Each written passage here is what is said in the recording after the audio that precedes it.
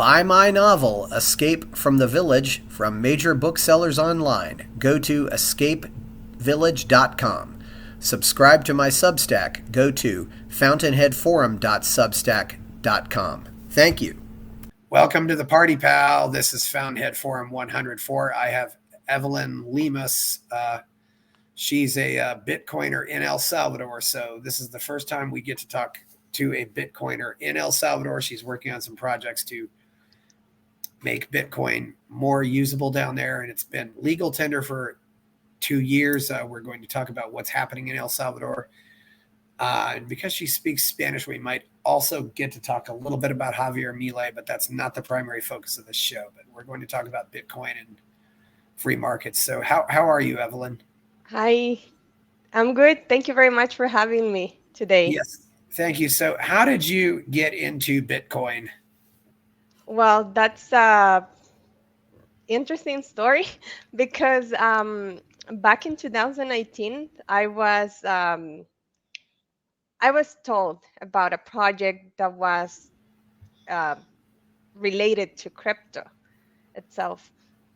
It was not mainly Bitcoin, but then they started to teaching about Bitcoin, and I got interest on Bitcoin, but it was just like for a while. I left that, but back in 2000, in 2021, um, before it was a legal tender, I started to study Bitcoin and to get familiar because I was trying to get to sign up for a job for a course in Russia, and I needed to pay it. So there was no way for me to pay for that course if uh, if I didn't have like a bank account. It was like a mess to try to pay for that course, and I ended up paying with Bitcoin. So I realized that it was super easy to use it, and then I started to like investigating more about Bitcoin. Was it how it worked, and then it became a legal tender here in El Salvador. I started to attend to some meetups, Bitcoin meetups, and then I got involved in collaborating with one of the organizations that is educating in El Salvador, and I started to giving classes through El Salvador, and that's how I mainly became um, or was more involved into Bitcoin. So you did you say 5 years? No, it was 2019. Okay, 4 years. Yeah. Okay. Yeah. Yeah. Okay.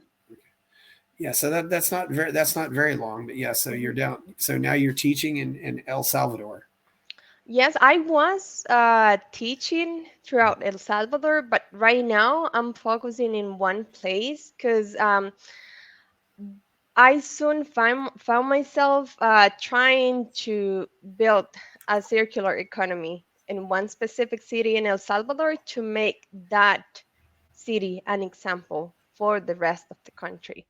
Because if you take a look at the maps and the places where Bitcoin is accepted, you will find it all over the country, but there's not like a city in which many businesses are taking Bitcoin. So me and my boyfriend we started coming to Berlin. That's the name of the city. And then after that, we were just wondering, what if we will try to build a circular economy here? And then we moved to Berlin. And basically, we have been working here for 4 months. We have onboarded like around 50, 60 businesses. In the beginning, it was him and I, but then we found some citizens here that they were also interested and were caught by the idea of making this place a Bitcoin city. It's that what we're trying to do here. So we are trying to build a circular economy here. So this town's called Berlin, like the city in Germany. Germany. Yes. Yeah. Okay. So that's interesting.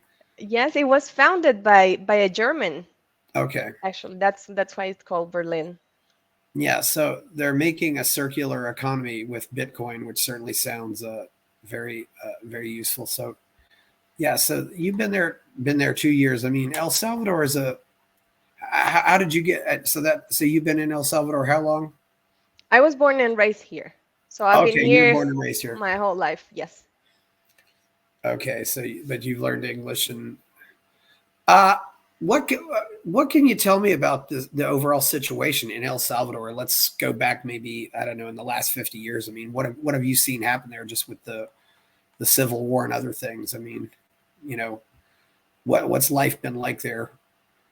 Well, I didn't get to live the war itself, but more after the Civil War. But from my own perspective, and I think that I'm gonna talk for some other Salvadorians. Um, I think war itself ended, but then there was the gangs situation, which I'm not sure which one was worse than the other, because what you were seeing back then, it was a lot of people dead, people getting robbed. There were a lot of gunshots, and it was awful to be in the streets. You didn't feel safe because you were always looking at your back, you were looking around, and I mean, it was really awful. Um, but right now, it's a totally different scenario.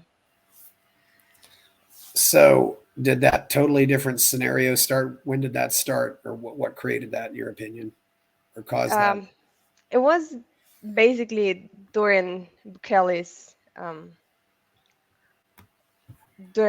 presidency because The mass arrests.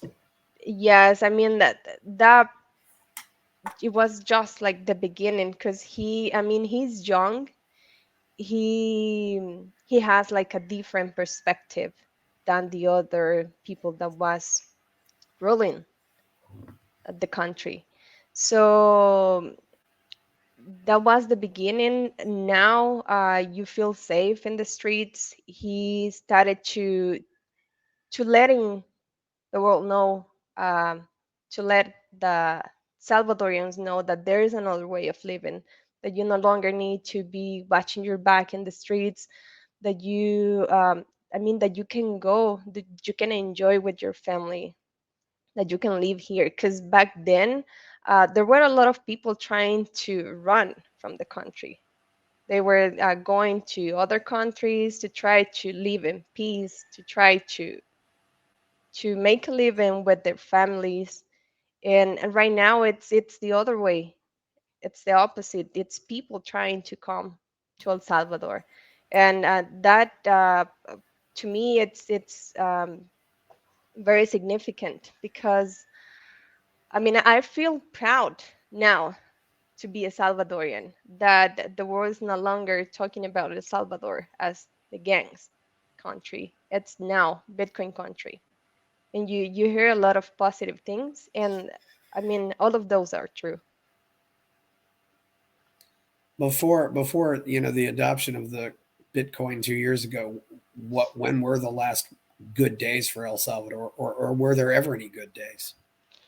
Uh, that's a good question.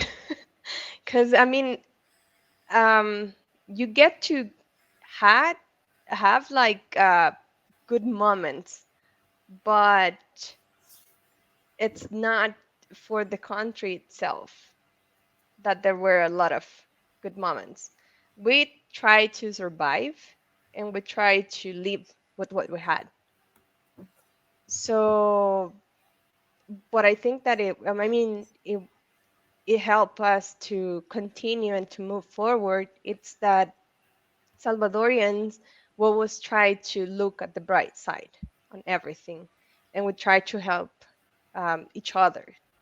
So I don't remember honestly that there were like really good days before. There were no good days, but obviously you've only been alive so long. I mean, I don't know all the history of El Salvador, but I know there was a civil war for a while there,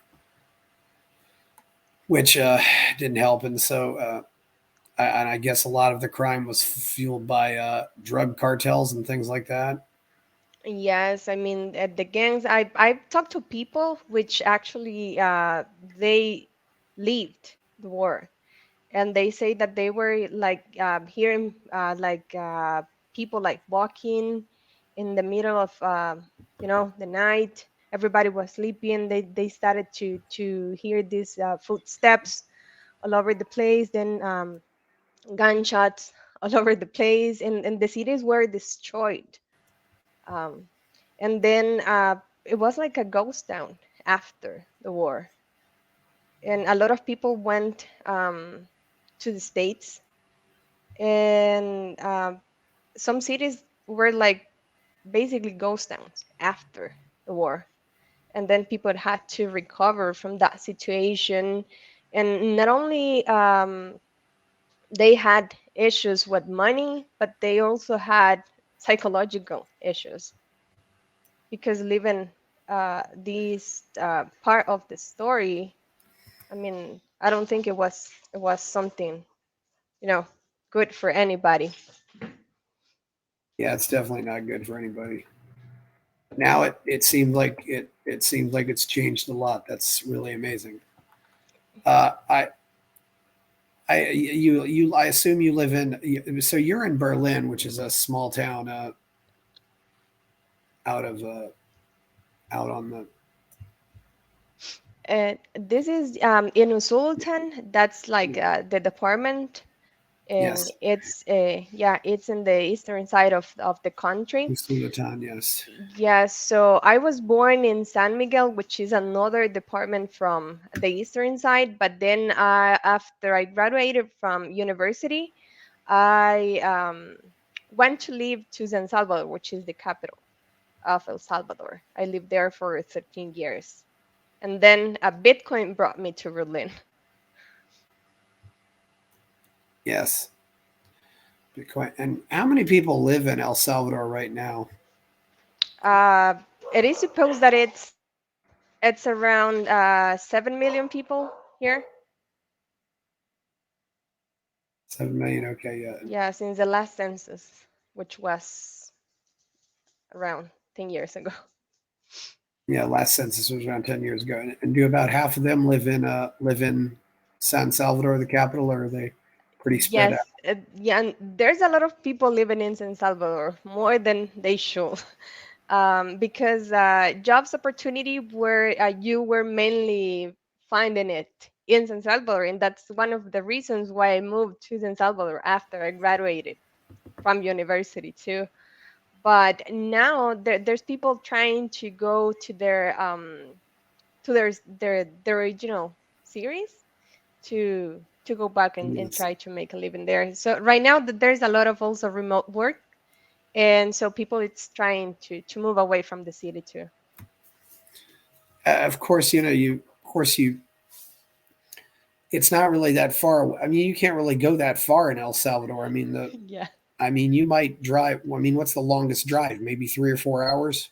The longest I will say maybe 6 hours, Yeah, but from I mean the opposite direction, it will take you to cross the country six yeah, hours maybe. yeah. I mean, Yes. but I could start at one point in El Salvador, drive to the other point, and then go back to where I started on and do all of that in one day. Yeah, Then yeah, so that just that that's driving. that's a small country. I mean, one person told me, said the land area is about the size of New Jersey in the United States. I mean, it's Yeah, a small it's really country. small. It's Yeah. really So small, but it has a variety of everything, because you have yes. volcanoes, you have the beach, you have Yeah. sea. Well, this is also one thing that's, I suppose, is a factor in El Salvador with Bitcoin is with the volcano there, you can get some really cheap energy. So that makes it very easy to do mining there, correct? Are they doing a lot of mining down there? Right now, there's only one mining in El Salvador, which is here in Berlin. Okay. And yeah, but they are trying to build some other projects here in El Salvador too, which is like a big mining project that they are trying to create. But I don't know how long it will take. But the news says that they are already starting that project. And yeah, it's geothermal um, energy, so Yeah. that will be good. Yeah.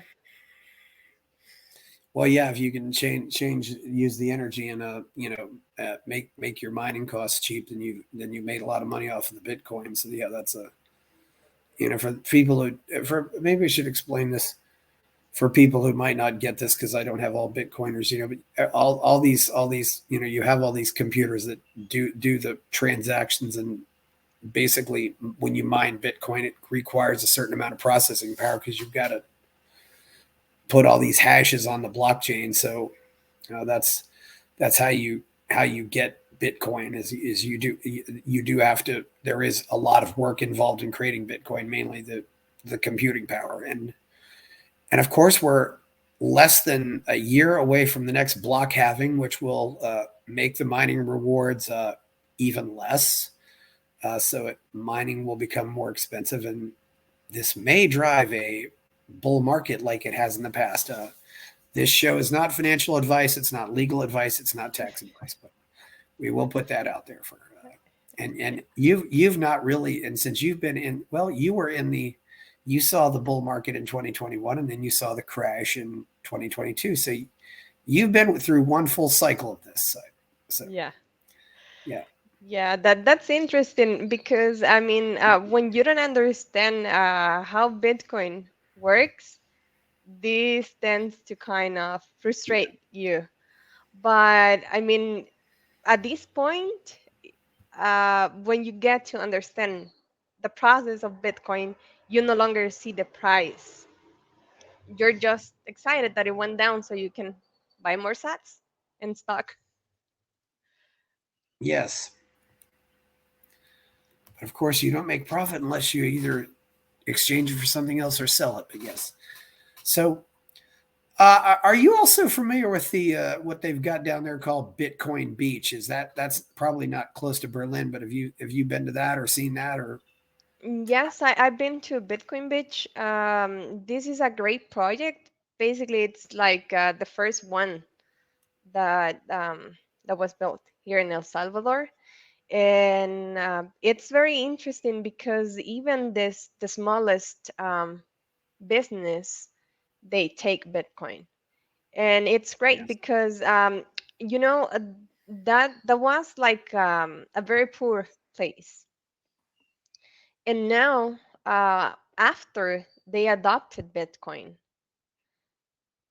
you get to see how that place has changed for good because they have taken more business there, so people it's been attracted by Bitcoin, so they are injecting money to the local economy, and that has helped a lot of people, has helped families there. So it's great because I mean that's the point of reference when you talk about Bitcoin in El Salvador. Everybody's talking about El Sonte, which is where Bitcoin Beach um, it's working, and that's that's the point of reference right now in El Salvador. When we talk about Bitcoin, one of the events after the adopting Bitcoin ends, they do like the closure in El Sonte in Bitcoin Beach. So yeah, I mean it's great. It's a small place because it's not that big, but there are a lot of businesses there taking Bitcoin, and there's a lot of tourism attracted by Bitcoin there. Yeah, I definitely think Bitcoiners are definitely talking a lot about it, and having the beach helps, and of course just uh, and maybe you'll even attract some projects. Because I think some people are moving their projects out too, just because they want to get away from the regulatory apparatus of the U.S. and they'll go to somewhere. I mean, El Salvador has now become the Bitcoin haven of the world. Uh, and El Salvador is still using the American dollar as a currency too, and they've been doing that since 2001. Looks like. Yes, we still have both. To my knowledge, that there hasn't been any press release saying that we're only be using Bitcoin. So it's people can choose if they want to use Bitcoin or if they will continue using the dollar, the US dollar. There's a lot of people here that most of their expenses are done on Bitcoin, but there's a lot of people that are still, trusting the US dollar. So we Yeah. have both. Oh yeah, I think it'll take a while for something like that. And of course, Bitcoin requires some type of electronic device. You can still pay with dollars Yeah, using anything else. So yes, that there's still this technological gap, um, in which some people they don't have access to a phone, or the phone is not that updated, that technologically speaking, to support a Bitcoin wallet. Or there's also these NFC cards that you can use. It's like a credit card, but it works with NFC, and the phone needs to have the NFC feature also built in, so the people can pay with those cards. So, but I mean, I think that we are going in the right direction, slow, but with firm steps, moving forward. And well, education is one of the keys, because we need to continue educating people. Um, Even if we are not like involved in one of these organizations that are educating, but if we know something about Bitcoin, and if we can talk about Bitcoin to other people, I mean, that will make a huge difference. yeah, certainly. So so what's the typical profile of a business that's using Bitcoin right now? Is it a restaurant? Is it a somebody who works on cars, or who's using Bitcoin and who isn't using Bitcoin? Well, that's the beauty of Bitcoin, that Bitcoin can be used by anybody. For example, in from my experience, I have seen people that it's selling coffee. They have like these mobile tiny trucks, and they are selling coffee in the streets. If you want to spend 25 cents to buy a coffee, they will take Bitcoin. So from the smallest to the big companies, they are taking Bitcoin. It's the thing is not everybody is doing it, but I mean, you will find a lot of businesses that will take Bitcoin. Coffee shops, people that it's selling in the streets, formal and informal businesses. They all are using Bitcoin. And yeah, another thing is that also the people that previously they didn't have access to a banking system, right now they have the opportunity to use Bitcoin to send or receive remittances, for example, from another countries. Certainly. So I mean, is it something that I mean, is it young, old, that type of thing? I mean, I'm probably assuming that it's younger people using Bitcoin, but I could be wrong. Yeah, it's more the youngest that they're using it, but there's a lot of a good percentage of the population that it's not that young, that it's interested in learning and trying to use Bitcoin whenever they can. But it's mainly the young people that it's using Bitcoin. But that's good, because I mean, even because if, for example, I'm teaching a teenage how to use it, or I'm teaching a kid because they are super smart, they will get everything in seconds. So if I'm teaching the kid or a teenage how to use Bitcoin, then they will be able to teach their parents. Eventually, the parents will be able to start using Bitcoin because they see that the kid or I mean the son, the daughter, it's using Bitcoin. So that's how the chain goes. You mentioned though that some people don't have access to phones. I mean, how many people there are using cell phones or using any device down there? Because I know sometimes you just end up where there's a lot of people who just don't have phones, and phones aren't cheap and they've got to import all of them. Correct? I mean, Yeah, is there a good phone infrastructure down there?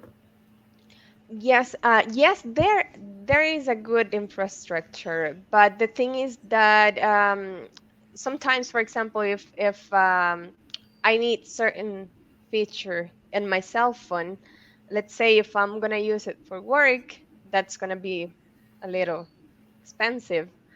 Than if I'm only using it to text or to use Facebook or basic stuff, that will be like cheaper.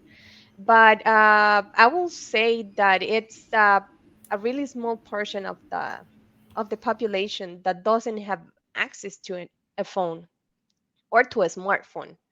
Because even the grandmas, they have a phone, but the one with just the buttons, that the one that I mean, it's not touch.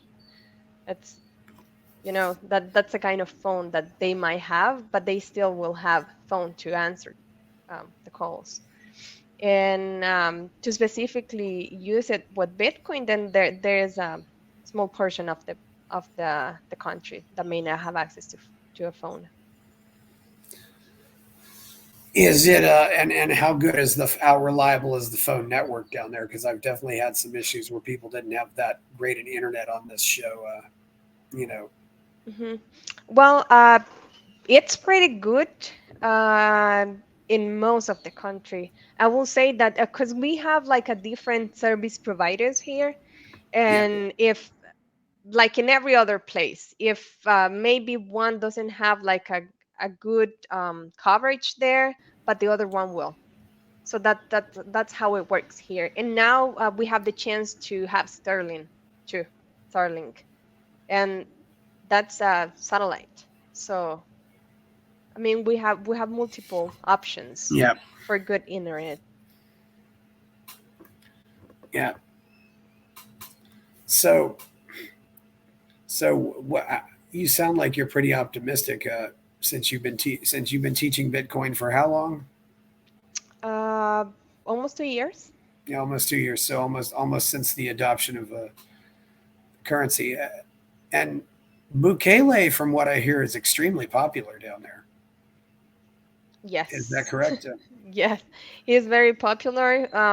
People like him because we all can see the change. I mean, there's always, I mean, chance for improvement, like you know, and everything.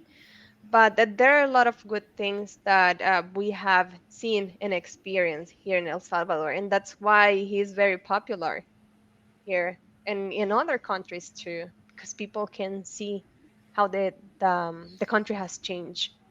Not only the security, um, the infrastructure has also changed.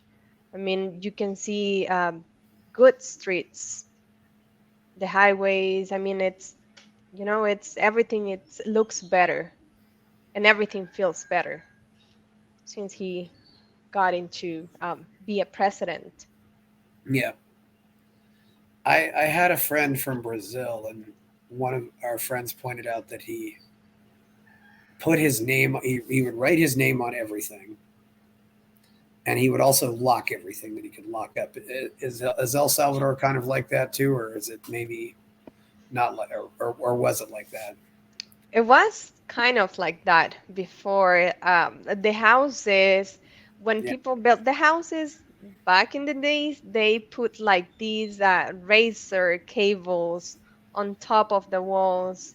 And because you were afraid that somebody was going to come at night and steal your thanks. belongings, Yeah, or when you were not home, you had to lock everything because you were so afraid that something bad was going to happen. But right now, I mean, I think that people just close the door and that's it. how does that impact? impact other things though? Does that just mean that nobody really trusts anybody and you, but how, for example, do you trust, an auto mechanic to fix your car or a dentist? If you can't trust people, how do you trust a dentist to work on your teeth or an auto mechanic to work on your car? It's Yeah, well, I think that, I mean, that was not kind of an issue yeah, before, because you knew that there were like this um, group of people that was doing it. So everybody knew who the bad person was, but the problem was that you were not able to go to the police or to tell somebody because they were going back after you. So that's why people were not doing anything, but they knew who the people who was doing, these bad things were. But on the other hand, I mean, there's always this like brotherhood between Salvadorians that, I mean, if you're in travels, your neighbor is going to come and they're going to come and help you.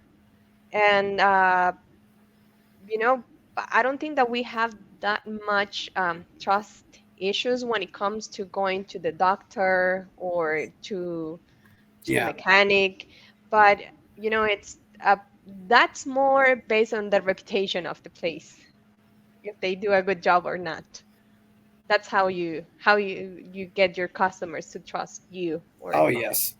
Well, that's capital. That's how capitalism works. It works on your reputations. I mean, uh, so who have been some of the? It looks like there were some protests against this. Who are the people opposing the Bitcoinization of El Salvador, or is everybody pretty much going along with it now because it's working?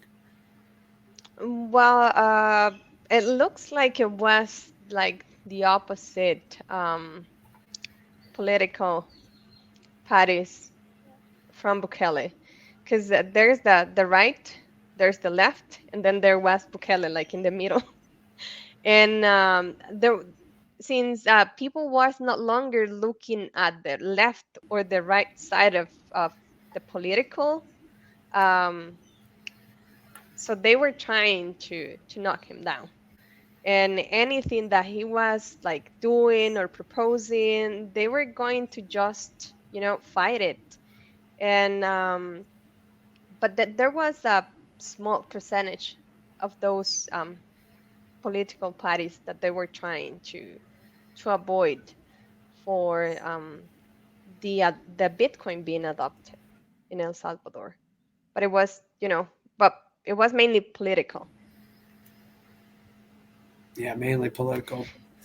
Uh, has El what are some of the main industries of El Salvador? I mean, as far as I know, it sounds like it's been a very poor country. What are the main? Because I certainly meet immigrants from El Salvador in America, but what are the main industries that people would work in down there? So there's like a variety of industries, but if we take a look like um, the whole country, so it's independent people, like mostly entrepreneurs, because all the big companies are located in San Salvador. That's why people tend to immigrate to San Salvador to look for a job. Either you can call it a call center because that's very popular here. We're outsourcing services to other companies in any other country. But if you go through El Salvador, it's entrepreneurs that are selling, buying groceries. They are providing mechanical services. Let's say like small shops to just provide services to the locals, basic assistance, either medical assistance, beds, food. That's the main thing here. Then if we move to San Salvador, then there you can find another type of industries. yeah, technological industries and stuff like that. Some people told me El Salvador tried to put out a reputation of being dangerous because they didn't want to get a lot of expats because they didn't want to become an expensive country like Costa Rica. Is that true?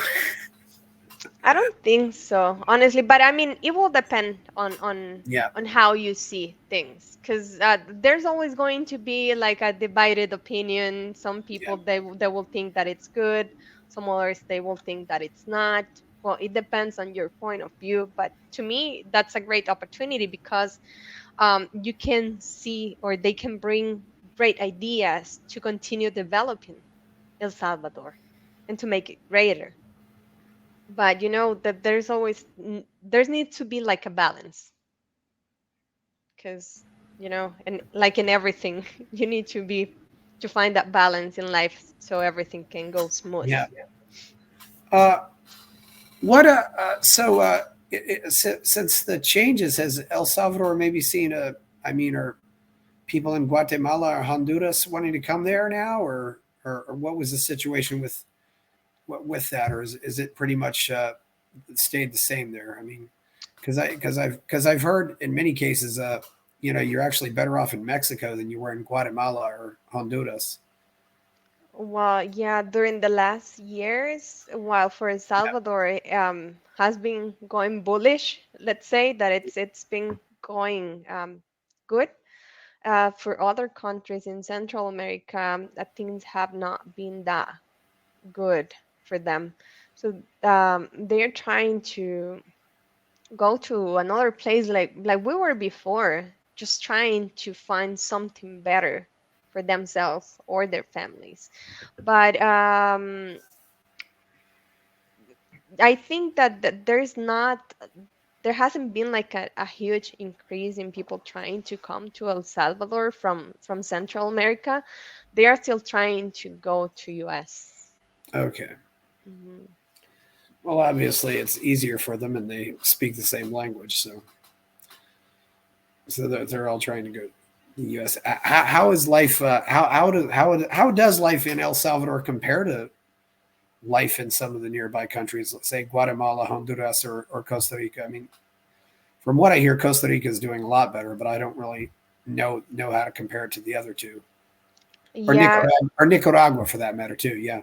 yeah, Costa Rica, since I've remembered, they have been like a super stable country, and they have done really good in everything, basically, infrastructure, economically. Um, they have been like super stable. But then when it comes to Honduras, Nicaragua, we were among also them. Guatemala, we were not doing okay. But right now, I think that Honduras and Nicaragua are the ones that are struggling the most with even with the gang situation. Because I mean, you hear a lot of things in the news, but you have to be there to really be sure of what's going on. Yes. But yeah, in the news you can hear you can see a lot of gangs problems there, and people are just trying Yeah. to get away from there. Well, people just want to go where they feel like where they think there's better opportunity or where they're safer and where they can get more food, get more health care. I don't know if the energy production has anything to do with that either, but Yes, are, are, and sorry, are yeah, the no, yeah, sorry. Yeah, go ahead. what I was going to say is that it's a shame because those are really beautiful countries, and the people, it's just amazing. I had the chance to visit a couple of times both countries, and I mean they have a lot of great places. People's energy back then, it was super great, super friendly, and I mean it's so sad to see the situation that they are going through right now. Yeah. So, so So, what's the future look like for Bukele? Do you think he'll stay in? I mean, how long? And the Congress, how long do you think this program will? Do you think anything might change this program in the future? Or do you think it'll keep going? Well, there's a law in El Salvador where you cannot be reelected after. I mean, you cannot be in the presidency for two consecutive rounds, let's say. But I I'm not sure if anything it's going to change in regards to that because there's a lot of laws that has changed during his presidency. But it will be a good idea that whenever whoever is in the power can continue. If it's not him, can continue with the plan. Because if there is no follow up, I mean, there will not be like stability. So it needs to be followed up, even if it's not him, that the next person who is elected can continue with the plan. Because, I mean, if there are things that can be improved, should be improved. But if things are working, uh, we should continue with the same system that we have. And the more people it's more aware of how things should be, or the decisions that should be made they should be pushing to anybody who's in power to do the right thing for the country, not for themselves. Yep. So Bukele can't run again. So We don't know yet. oh, I you mean, don't. right now he can't because of there's a law that says he can. Yeah. But yeah, I don't know because anything can happen.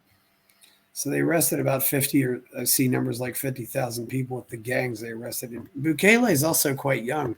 So he Yeah, can't come back again, or he could come back for another term after sitting out for one term. yeah, Yeah. yeah. Who are some of the other who else is promoting Bitcoin down there, or is Bukele the only one? Here in El Salvador, Yeah.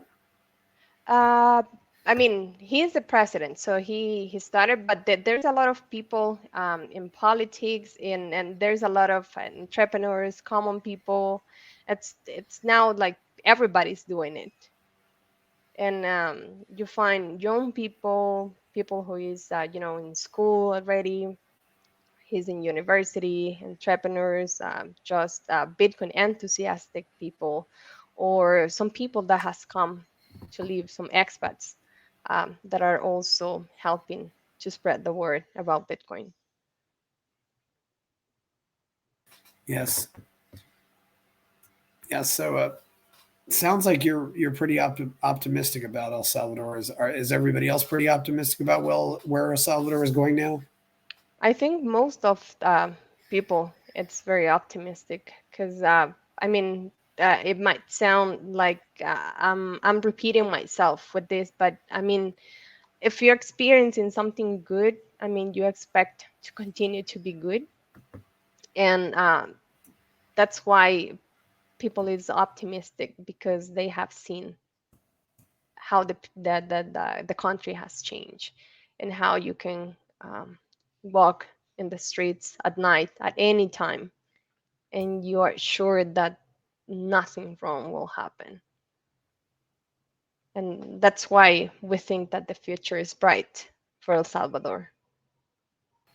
Yeah, that's good. Yeah, with the future is bright for El Salvador. Do you think your neighbors might adopt similar policies, or do you think they'll continue? Things will continue to stay the same there. Um, the neighbor countries, Well, I mean, like Nicaragua, Honduras, Guatemala. Well, they are eager, um, for what I see, that they are eager to adopt something that can help them, and they have seen that El Salvador, it's doing good, and I think that it's just a matter of time for them to either adopt Bitcoin or to do something similar to what's going on in El Salvador. Yes, that's good. Yeah. Where do you is there anything else? Do you think what other changes do you think might happen in El Salvador? Do you think maybe you'll see a growth of expats coming down there and visiting their money? I guess it looks like if you bring 3 Bitcoin to El Salvador, you can get permanent residency, which isn't a bad deal. Yeah, I've seen that there's a lot of expats coming Yeah. to El Salvador trying to Mhm. establish their companies here. That will also bring a lot of jobs opportunities for Salvadorians, because they are also trying to work with Salvadorians. So that's a good point, let's say, or a good thing that I see on that. There's also many technological companies that are coming right now, because there was an announcement that technological companies can come to El Salvador and they will not be getting taxed. So that will be also great, because we will be able to develop on a technological side here in El Salvador, which will bring more opportunities for locals and for international companies to come to El Salvador. So we can become a technological hub in Central America. And you'll have more, yeah, and obviously you'll need the technology if you have more Bitcoin stuff, and maybe you'll have some people getting programming jobs or something like that, Hmm. Yeah, or support staff for all this. yeah, because usually before, for example, people who knew about coding, they were working as a freelance, let's say, for another companies that were not located in El Salvador. So now we can Yeah. use that knowledge here in El Salvador. Mhm. Yeah. If people are going to El Salvador, what are some things they should definitely go see or go visit? Okay, yeah, there's a lot of great places. For example, Coatepeque, which is a lake, a volcano, and then there's Bitcoin Beach. They can go to see Bitcoin Beach, how things are going there, and we also invite them to come to Berlin to see what we are doing here. That there's a lot of excitement regarding Yeah. to Bitcoin here. We're trying to build this circular economy. There's a lot of volcanoes in El Salvador, so there's a route, Ruta de las Flores too, which is Yes. cool, and there's a lot of small towns where you can eat like the local food, see the local dances, Yeah. and yeah, You said Lake Ilopango. Ilopango. that's another one, Lake Ilopango. Yeah. Yeah, the one that I mentioned is Coatepeque. How do you It's spell another that? it's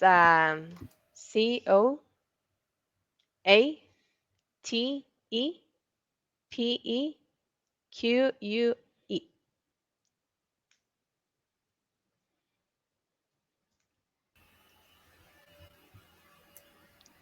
Oh, Coatepeque. Yeah. That's a Yeah, caldera. yeah. Yeah. It's a caldera. Yeah. Oh, yeah. That's. Oh, you mentioned there's a lot of volcanoes. I mean, yeah, that's going to make the cheap energy. Do the volcanoes? What kind of? Do you ever get any damage from the volcanoes? I mean, or is nobody really live or build near there? There's some communities, but I mean the active volcanoes Yes. in San Miguel, which is in the eastern side of the country, Yeah. that's an active volcano. But there are some communities that built Yeah. in. around the volcano, and you can like pass by super close to the volcano when you're driving around there. But I mean, there hasn't been like that huge volcano activity. There was a lot of years ago, and I mean, it was Yeah. Well, yeah. it destroyed some places, but since then there hasn't been like that much activity. Well, volcanoes, of course, sometimes it happens. In Hawaii, you get this river of lava going down and just destroys because it's very hot and destroys everything. It's bad. With the volcanoes, also, I'd also think you might have some other thermal areas, like you have hot springs or geysers, where you have water come out of the earth and it's usually really hot water. Sometimes it's Yes, there are some yeah, places. In most of the volcanoes, there are like these geysers where yeah. you can go and boil eggs. Oh yes, boil Yeah, your eggs. Yeah, yeah, yeah. So people that they use it like these places are like a touristic place where yeah. families that go on a Sunday, they bring their hamacas or the picnic stuff, and they spend some time there. Yeah. Is it are you doing anything with any other cryptocurrencies, or are you just into Bitcoin? Just Bitcoin only. In the beginning, as I told you, I started like with crypto, but then I Yeah. realized what Bitcoin is, and then I'm only into Bitcoin. Yeah, and also Bukele has been talking to Saifedean Ammous about having him as an advisor. Has he been the only advisor? Or been some other advisors? It sounds like it's going quite well down there for that. Yeah, I think that he has some other advisors, Yeah, but yeah, there's not that much information to the public right now. But I mean, things have gone great. There's also Max and Stacy that are advising also the president in regards to Bitcoin. They have the Oficina del Bitcoin, it's called, and that they are the ones that are leading that project here. yeah, it definitely sounds like it's going to work out fairly well for El Salvador. One good thing is the fortunes for smaller countries can rise and fall a lot faster. It seems like they can go from being really good to really bad, and really bad to really good faster. It's rather interesting. I guess one thing to ask, is the situation maybe making more Salvadorians want to stay there? Yes, I mean, you don't see that much people trying to Yeah, leave right now, and there's a good percentage of the people that were not living in El Salvador, Salvadorians that immigrated to United States or to another yeah, countries, that they are trying to come back now that they see that yeah, the situation has improved here, yeah, and that's yeah. a good thing. And unfortunately, also, I really fear that this country is going to start treating immigrants even worse than it does already. I really do. It's not. Yeah, I don't know. If Salvadorians don't go to the U.S., where do they usually go? Do they maybe go to Mexico or go to Costa Uh, Rica? I mean, at least Not there you don't have the language barrier. Yeah. There's a small amount that they used to go to Costa Rica, Yeah, but there is a good portion of the population that if they are not going to the States, they are going to Europe, Belgium, Italy, Spain, and Spain. Yes, France. Yeah. a little further. Spain, of course. You have the. Yeah, I was in Madrid a month ago, and I think the currency exchange there actually one place I went to. I think they took every Spanish speaking country's currency. It was so wild. That's a lot, and that's a lot of currencies to take. Yeah. hmm What was that? What before El Salvador went to the dollar? What was their money called?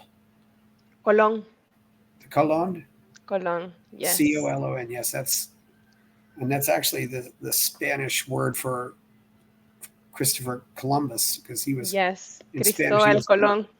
in Spanish. He's Cristobal Colon. Yeah. Yes. Yeah. Yeah. Uh, Yeah, that was the name of her currency before the dollar.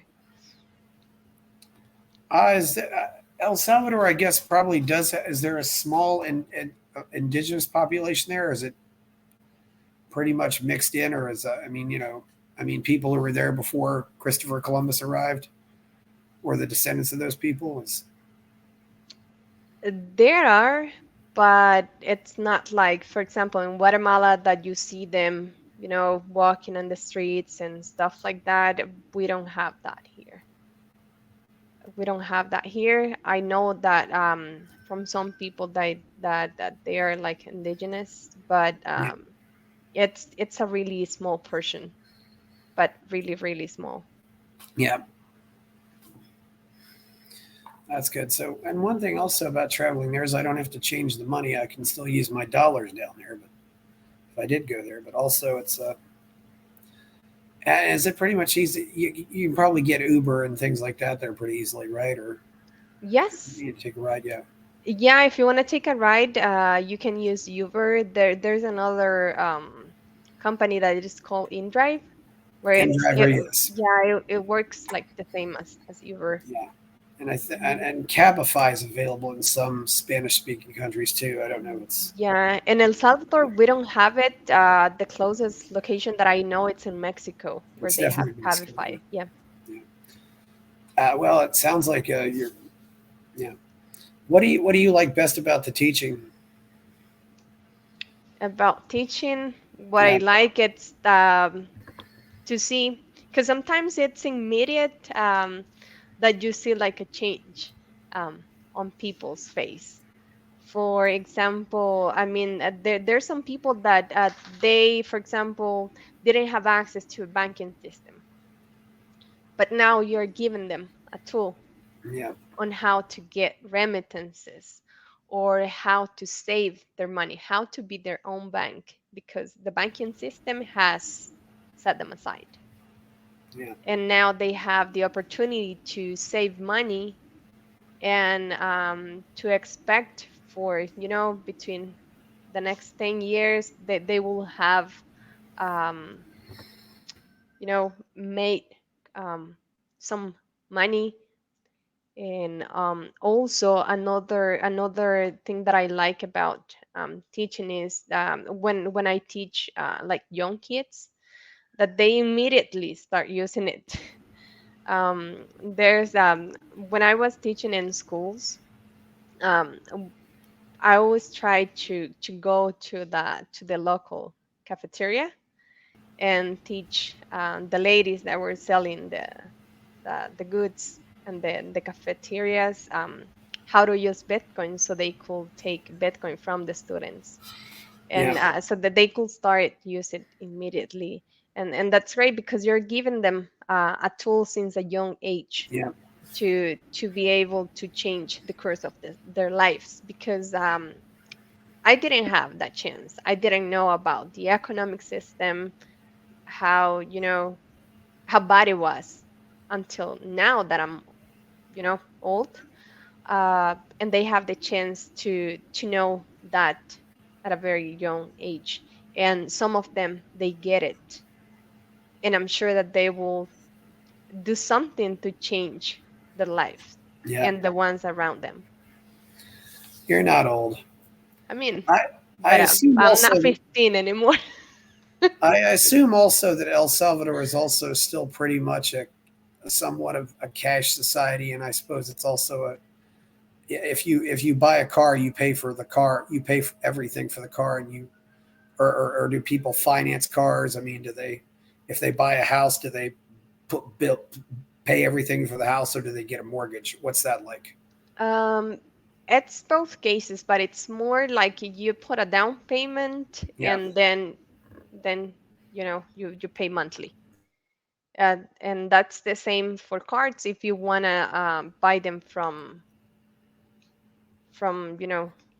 direct to the factory.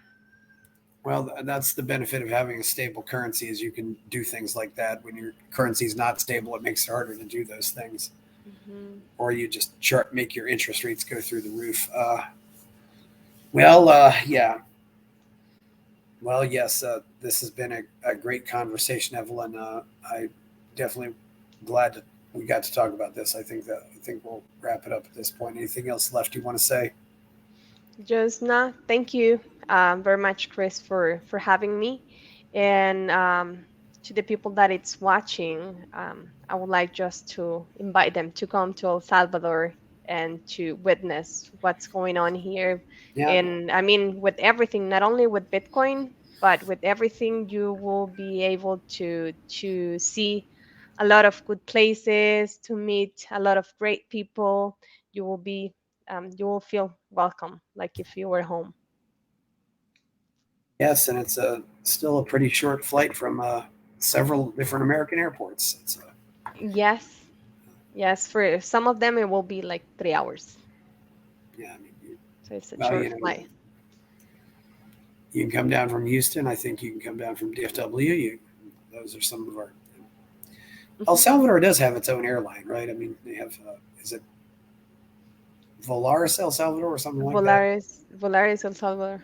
Yeah, and realistically speaking, there's one airport. I mean, they probably have Yes. some other small airports, but I mean, yeah, and of Yeah, course, that the country's so small. There's no point to fly it. There's no real point to reason for flying inside the country. I mean, yeah, no, there's only one, like the main yeah, airport, and then there's a couple of more that are yeah, small, really small small. general usage airports. Hmm. Yeah, and is San Salvador fairly close to the beach, or Yes, I think that it will be like 30 minutes drive yeah, from San Salvador. yeah? So people go to the beach from there, and they can see you. Hmm. Yeah, because I mean that's the major city. I mean, what other cities might people want to visit too? I mean, yeah, Um, the other big cities are San Miguel, let's say. San Then Miguel, it's Santa Ana, which is Santa Ana. another great city. Chalatenango, Yes, Ataco. yeah. Okay, well, Those, yeah. yes, and you can fly to Bogota, Boston, Dallas, Fort Worth, Guatemala, Houston, Los Angeles, Mexico City, Miami, New York.